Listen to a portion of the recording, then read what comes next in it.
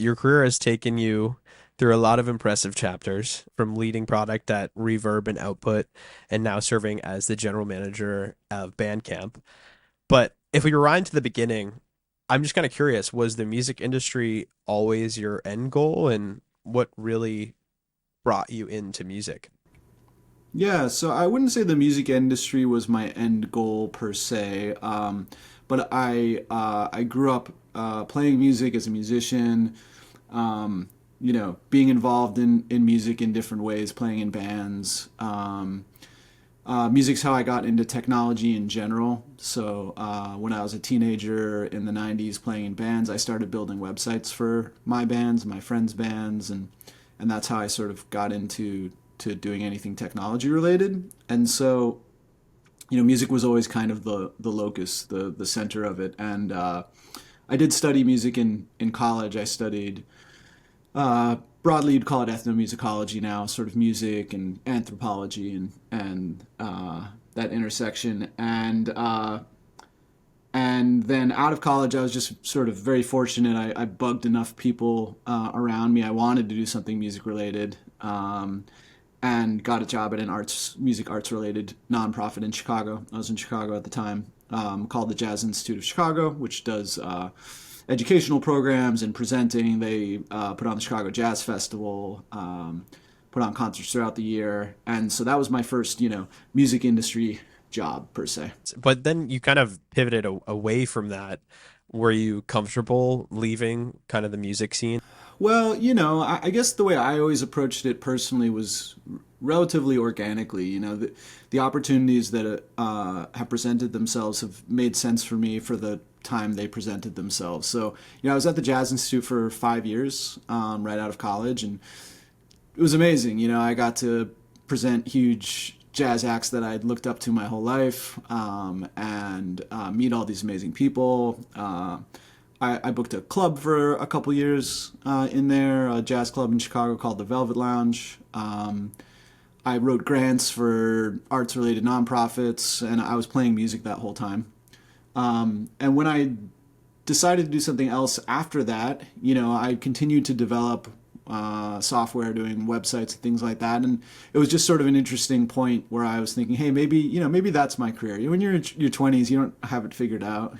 So it was more of an exploration than a carefully planned move. And I think what I learned during that period was that it was great for my career to sort of go focus on that, and it helped with what I did later.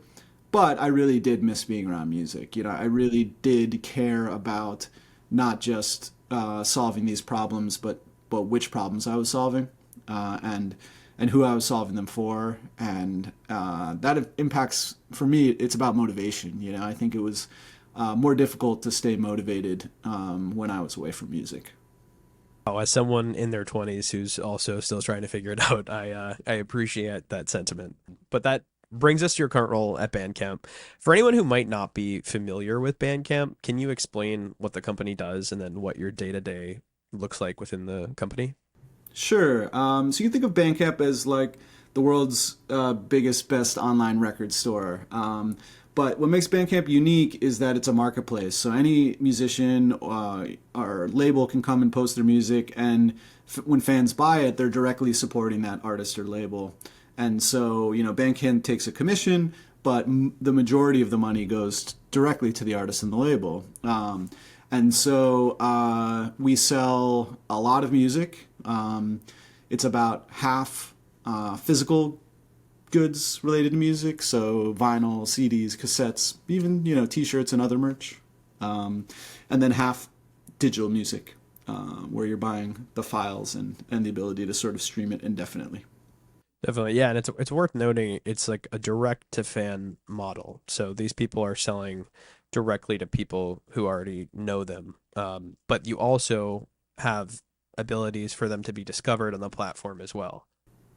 That's correct. Yeah. So, I think, our data shows that around, over 30% of your sales will come from that kind of network effect on platform. And so I think, being on Bandcamp is helpful to find new fans. But, yeah, a lot of it comes from bringing your existing fans to the platform and building that relationship there. And the sort of network effects that happen when fans build up collections on Bandcamp and they want to keep buying there. Yeah, I think one of the reasons that I particularly love Bandcamp is because I'm someone who like values music. It's been in my life for so long, so I can appreciate the value of music. But from a fan's perspective, maybe Bandcamp might not feel as intuitive right away. So, for example, if someone's paying money for Apple Music or Spotify and they could access music not for free, but they've already paid that monthly subscription, can you elaborate on what the actual value in buying music is in 2025? Yeah, sure. So, I think it's a really interesting discussion, and we're obviously not sort of naive about that. That for a fixed monthly fee, you can have access to well, most of the world's music. Let's call it. But that business model has consequences for artists and for the whole ecosystem of music, really, in my opinion. And music isn't just about artists. Artists are obviously at the forefront, but music scenes are really sort of vibrant ecosystems that are made up of lots of participants, right? And so when you look at journalists and DJs, when you look at venues and touring, when you look at musical instruments and that whole industry, all of those are important parts of a music scene. And with streaming, really the economics are incredibly difficult. They're stacked against the vast majority of artists, and the data shows that very clearly, right? Spotify just put out their annual report on this, and really what it shows is only the tippy top artists on Spotify are making any money. And even then, because of the nature of the music industry, often they don't make as much money as you think they do either, right? There's lots of middlemen, there's different royalty agreements, there's all kinds of reasons why you can look like you're successful in the music industry and not be. So, why would a fan buy music on Bandcamp instead of streaming on Spotify? Well, first of all, I would say it's not either or, right? So I think probably the majority of the people buying on Bandcamp still have a streaming subscription for convenience, right? You're in the car, your friend sends you a link, right? I think of streaming more like radio at this point from a discovery perspective, right? I think it has a place in that kind of discovery flow, but at the end of the day, it comes down to a couple things. One is values, right? So, an artist can make more off a handful of sales on Bandcamp than they would make in years from streaming. They can make more off one sale they make from years in streaming. Especially now that Spotify has demonetized any stream under 1,000 plays. Literally, most of the music on Spotify makes no money. So, and that's sort of a personal question, a values question on, do you want that artist to continue making music, right? Do you want them to exist as an artist? Do you value it enough to give them money? And then in exchange, what you're getting, that's also sort of a personal value question, right? So, half of our sales are for physical goods. So, if you're into records or CDs and cassettes, right, that's pretty straightforward in some ways. From a value perspective, you could buy it on Bandcamp and you'll know that most of the money goes to the artist or the label, and that's pretty great. Digital music, I think, obviously is the trickier one maybe for people to wrap their heads around. I think there's people who buy on Bandcamp for the values reason I discussed. There's people who are still very into owning music and having their own collection, even if it's digital. And knowing that, if a licensing agreement changes with a label, they're still going to have that music, right? So, I've certainly had that happen. The catalogs that are on the streaming services are not fixed or guaranteed. I've had playlists where there's gaping holes in them years later because the tracks have changed and the licensing churns, right? And then, there's DJs, there's other use cases of people who still want the files for professional use cases and reasons. But in general, I think it comes down to that belief in a music scene, in supporting that music scene, and aligning your incentives in a really transparent way, right? So at the end of the day, Bandcamp only makes money when the artists make money, right? It's very, very transparent. It's very straightforward. And I think people respond to that. And I think people respond to knowing that they have that direct relationship. Artists will email someone saying thank you when you purchase something, right? It's more like going up to them after the show at the merch table and buying something from the band after they finish their set. And I'm of the personal belief that people want more of that these days rather than less. I think a lot of things have become too abstract and disintermediated, and I think both for artists and for fans, they're craving that connection. If you're a artist and you have thousands of monthly streamers or hundreds of thousands of monthly streamers on Spotify, that's a very abstract thing. You don't have any way of talking to them. You don't really have any way of connecting with them in a real way. On Bandcamp, you can just send them a message. We don't try and own that relationship. We let the artist own it because that's their fan, not ours. Yeah, I mean, I think the overall sentiment of what you just said and how Bandcamp is very artist first is something a lot of people within the music space agree with, and that's something that they want to support. I guess my question for you is how can artists train people outside of the music space in their audience to see value in purchasing music directly from Bandcamp? Sure. Well, one thing is that once you have some leverage in your career, let's say you've made some albums, you have some fans, you're doing some touring. You assuming you own your rights. There's all kinds of complication here in terms of I'm going to gloss over some of that, but let's say you're in control of releasing an album as an independent artist. We're seeing more and more artists do windowing where they'll release on Bandcamp first and then push it to streaming, let's say. So, for the fans who are really excited about your release, sell it to them. Like, value your music enough to say, hey, here's what it costs. And if you want access to it in the first 3 months, you can have it here. If you want to wait and it's not that important to you, fine, you can stream it later. That seems to be a burgeoning trend that we're seeing.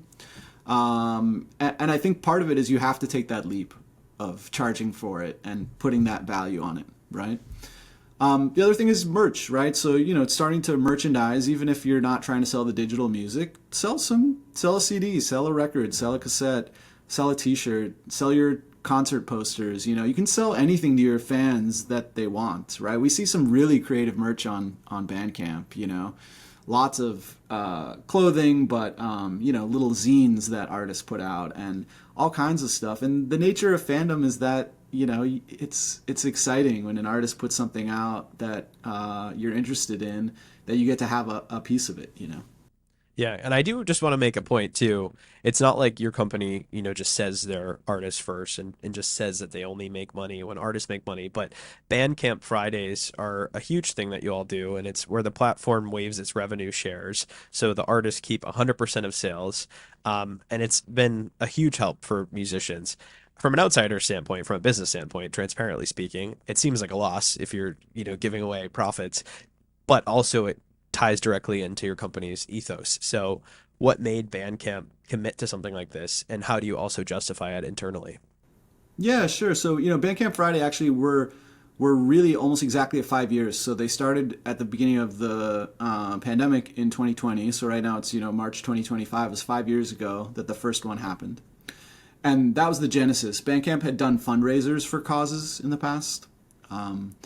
But Bandcamp Friday was the first time where they ran this specific, we're waiving our fees, artists get 100% of the revenue. And it started out in that very sort of transparently altruistic way, right, of what can we do to support artists when they can't tour and when they're losing a lot of their income, right? And that was that very uncertain part of the pandemic, too, where no one really knew when things would open back up or how quickly.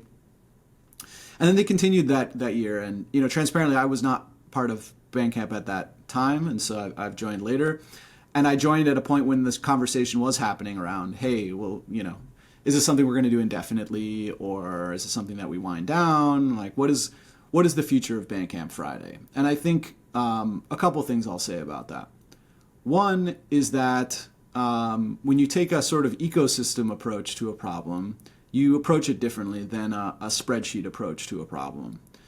And I think we saw how valued it was by our community, and we saw how valuable it was to artists, and that's important, right? It's the same reason you shouldn't poison your own well water, right? It's like, well, if this is good for artists, it's going to be good for Bandcamp in the long run. I think that's sort of a core belief that we have.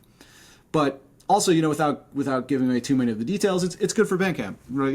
Even if we did it every Friday, we don't. Just to be clear, we don't do it every month. I think this year we'll do 7 or 8. I apologize, I don't have the number off the top of my head.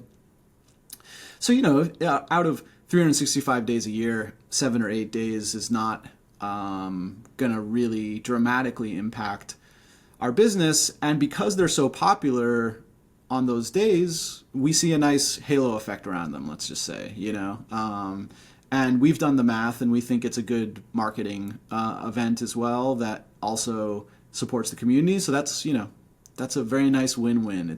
Those are rare. If you find one, take it and keep doing it, in my opinion, because it's rare to find the really aligned win-win. Definitely. I mean, as someone who's had their hands in a bunch of different industries, do you think that that mentality is pretty unique to music, or do you think that you can really find win-wins across all industries? I do think there's something very unique about music and music scenes that lend itself to at least this type of win-win, right? So, I spent a lot of time in music instrument industry, including music software, and I think, I don't think people would feel passionately about like directly supporting Fender, right? So those are big corporations, right? And I think part of that for Bandcamp is our roots in independent music, right? And music scenes that really do have that grassroots feel. So I don't know if, Taylor Swift was on Bandcamp, if people would be as passionate about directly supporting her music, because maybe that doesn't make sense. It's like, it doesn't mean they wouldn't buy it on Bandcamp, but they might not have that same feeling of, oh, if I don't buy this, this person might not be able to pay their rent, which was a real thing that we heard, and continue to hear around things like Bandcamp Friday. It has a real impact on their bottom line. And independent music labels, these are not mostly glamorous operations. I think it maybe if people aren't as familiar with the realities of them, these are really tough businesses to run, and they are run by people who are really passionate and are doing it because they care and they want to see this music out in the world.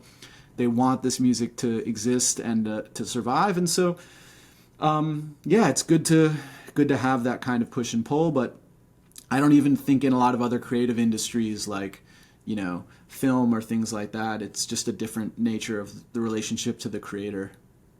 Yeah, I mean, I agree. Just from my own experiences, I also worked in tech and obviously back and forth in music.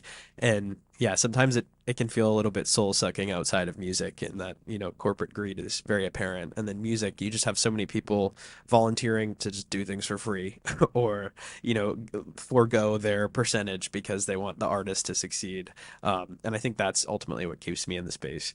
Yeah, and I don't mean to overly valorize music, because music certainly attracts its fair share of bad behavior in the industry, and I think that's maybe a good reason why at Bandcamp we try and be pretty protective of what we're doing and how we're doing it, because I think Bandcamp has been and continues to be a bit of an oasis in that sense. It's a little bit of an anomaly, and it's been hard won and hard fought, and so I think that's part of why we're protective of that, and part of why I think that mission is so important, because it shows that you can have a successful business and have ethics, and it shows that you can have a successful long-lived platform and stick to your guns on the reasons why it's special and different, and not everyone operates that way. For sure. Well, a lot of our listeners are independent artists or early professionals in the music space. So I'd love to pivot into asking advice specifically for them. But first, just kind of looking back on your career journey, I'm curious, was there like a key decision or risk you took early on that kind of helped shape your path within the music industry or just your career as a whole? It's a good question. I think, all of the good things that have come from my career have required some risk, in terms of putting yourself out there. Um, you know, in general, I think there's an enormous amount of luck involved in any career, or kismet, depending on how you want to think of it, right? But people who are able to take advantage of luck are prepared, right? So you prepare for that moment when the door opens so that you can be the person who can step through it and succeed, right? And so I think that preparation is kind of the name of the game, but requires, faith and loving what you're doing, right? Because otherwise, you're almost certainly going to get burned out, right? And I think in music especially, you can't you can't do it for the wrong reasons. It will burn you out, right? And even if you're doing it for the right reasons, it's going to be difficult. It's going to be challenging. And so, it has to come from a place of loving music, really wanting to be involved in it, and being willing to wait for that door to open. I think you hear stories about it even with musicians, right? People spend years, decades sometimes before they have that break. And what made them keep doing that, right? I think, love is really the only answer there, right? There's not a lot of logic involved in that. Yeah. And so you have to love what you're doing. You have to love music. And so for me, yeah, I think there's always some risk in sort of betting on myself and betting on, my capabilities and continuing to invest in them and continuing to believe that in some way that would, pay off, for lack of a better word. But it wasn't a calculated thing, I guess, is what I want to point out. It was really sort of as much a compulsion as anything, right? And I think that relationship with music is not abnormal. I'm not unique in that in any way. I think you talk to most people who are kind of lifers. At this point, I consider myself a lifer. Like, I don't think I'm getting out of this at this point. I'm in it for good. There's an underlying love for music, and then that compulsion to be involved and stay involved. And even when you try and step away, it kind of pulls you back. Wow, no, I really love that quote that you said. I think that's super apparent too, just having spoken to many artists on here, especially like you need to be prepared for when the luck happens.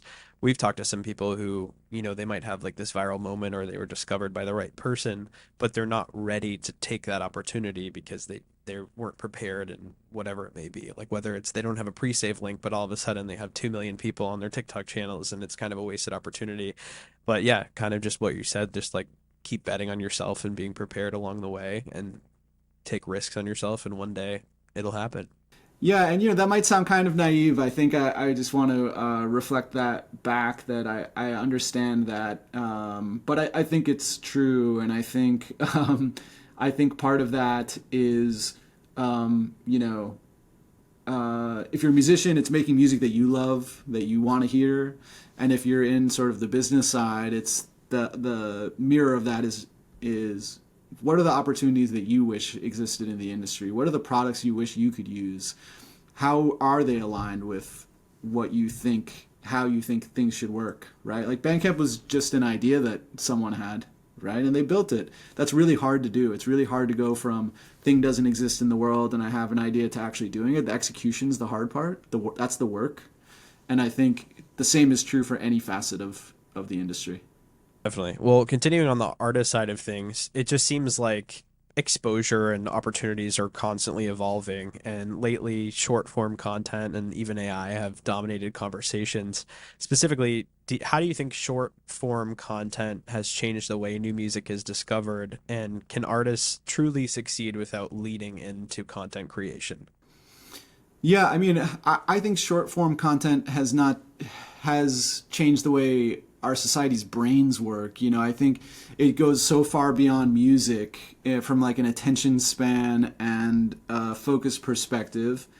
And I think that question of can an artist succeed without being good at content creation, I'm probably not the best person to answer that specifically because it's not where I've focus. But I think the thing to be careful about is that all the short form video in the world won't make your song great or make people like your song, right? And the hard part about music is making music. You know, like you have to focus on your craft first and making sure that it connects with real human beings.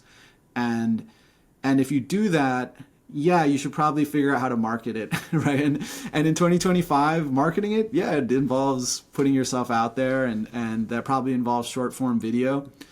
But don't let the tail wag the dog would be my real message there. And I think on the short form video part, you know, there's still enormous opportunities for creativity in any medium, right? And so don't think of it as, you know, trying to sell something. It's mostly about connection, I think, first of all. I think fans still love that connection with artists. And so if you can do that in a way that feels authentic for you, that's really important. And then again, it's a creative medium. Do something cool with it, you know, think outside the box. You know, it's just another way to communicate. You know, I mean, the Beatles made weird movies, right? You know, the notion of artists being involved in media isn't new at all. And marketing themselves and doing different things that aren't maybe strictly music. So I think it's just sort of taken a different form, and figuring out what's authentic for you and what feels right and aligned for you and your art is what's going to resonate with the fans you want to reach anyways. So I think you just gotta lean into that. I mean, alongside short form content and conversations, like I said, is AI, and that's from everything from production to marketing. So I'm just curious, where do you see AI genuinely adding value in the music space, and where do you think artists or professionals need to be a little cautious about AI? Yeah, so I think, you know, if you look at the history of music technology, going back to, you know, people were freaking out about player pianos replacing musicians, right? And so music and musicians adapting to technology is not a new thing. And I expect that musicians will adopt AI as a tool and do really cool stuff with it. You know, I think sort of headline there on the kind of tooling and usage side, there is going to be amazing things that come from that, and it'll change a bunch of parts of the industry on the tooling side, on the music software side. I guarantee it. From sample creation and, you know, that stuff to effects or arranging, I think it's going to be really impactful. I think where I sort of draw a line with AI is in the sort of prompting to finished product. Um, you know, I think there's a couple distinctions there I would make. One is that, um, you know, there's a very sort of materialist worldview that says that music is just a bunch of sound, and we can put some words into a computer and you get sounds out, so that's music, and you can have a product that's just as good as a human made one, and there's no difference, right? I just sort of fundamentally don't believe that. I do believe in the human to human connection, the emotional connection, the spiritual connection of music, and that part, as a result, doesn't really keep me up at night. You know, I think humans will keep making music. People will still prefer to buy music that humans made and interact with it because it's more than just sound. It's also the people behind it and the stories they tell. And, you know, for the same reason that people still run marathons, even though you can get in a car and drive, you know, 26 miles much more quickly, most things in life are really about the process and the journey of creating them and being involved in them if you're a human being, rather than just getting to the destination. And so I don't think anyone who prompts an AI and gets a song is a musician any more than someone who jumps in their car and drives 26 miles as a marathon runner, right? So like there is a real distinction there. And you may have seen it. The CEO of Suno had some quote about how like musicians don't like making music. We're going to make it so much easier for them. I was, are you on Mars? Like, musicians love making music and they love the process of it. You know, you see, I saw how much musicians spend on gear and music software in my career. It's not logical, right? In many ways, and many of those people are hobbyists, not even professional musicians. They do it because they love doing it, and the journey to getting to the song, that's part of what makes it meaningful when you get to the song, right? If you skip all the steps in between, it's not meaningful. You've lost all of the meaning, right? So yeah, AI is going to change the industry. All technology has. I hope that the people who build some of the other technology that I was just talking about are respectful of musicians' rights and do it in a way that respects the intellectual property of the music industry. But unfortunately, the tech industry does not have a great track record on that. So we'll see how it goes. Yeah, I mean, there's so many avenues in which AI can kind of infiltrate the industry that it's like so many different conversations you could have. I recently got pitched by this artist, and they were like touting that they made 9 albums with AI in 1 month. And kind of like you said, like, you know that music is a labor of love. And when you tell me that you've made 9 albums in 1 month with AI, I feel like you're just stripping that labor of love. And it's hard for me to even want to listen to that. Like, it seems so inhuman and so foreign that it's not something I really want to even hit play on.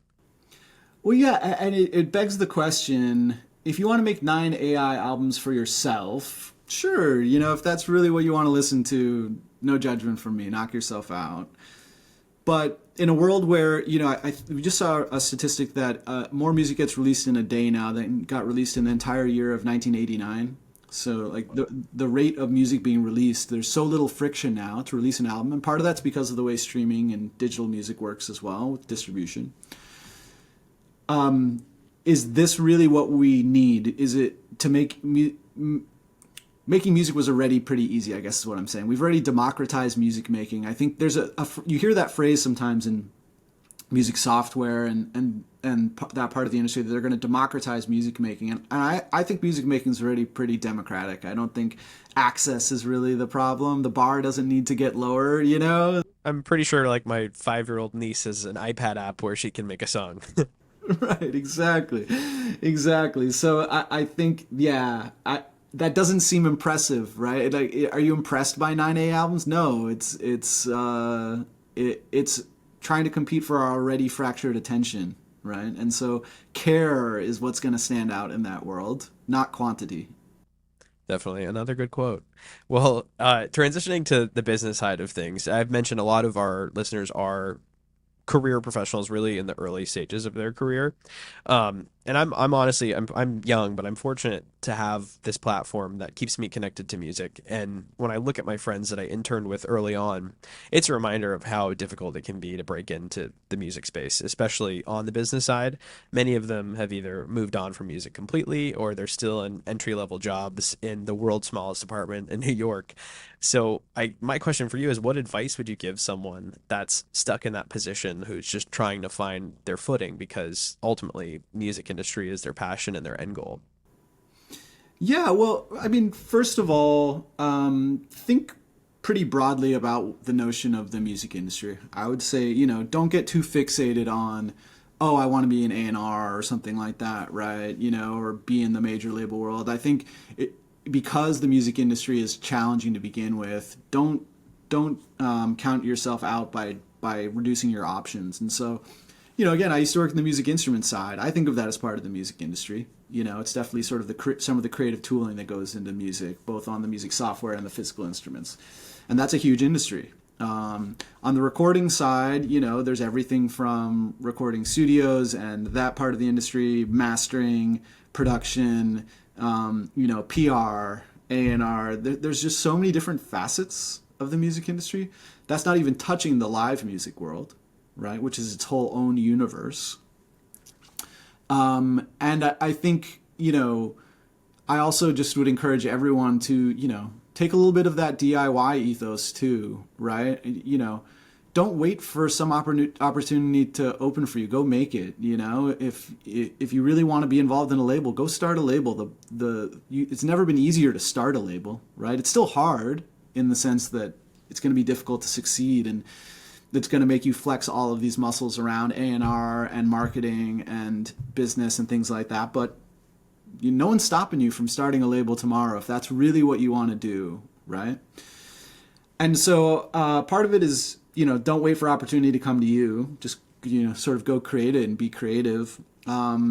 But also, be a generalist. I think in the music industry, because it's difficult to break in, and you can't define yourself too narrowly. I mean, when I started my career in the nonprofit world, you did everything. It was like I bought food for the musicians for backstage before the gigs. I set up the gigs. I ran the merch table. I, sent out the email reminding people to come to the gig. It's like you wear all of the hats to get it done. And I wasn't unique in that. Anyone who's worked in, presenting, that will sound familiar to them.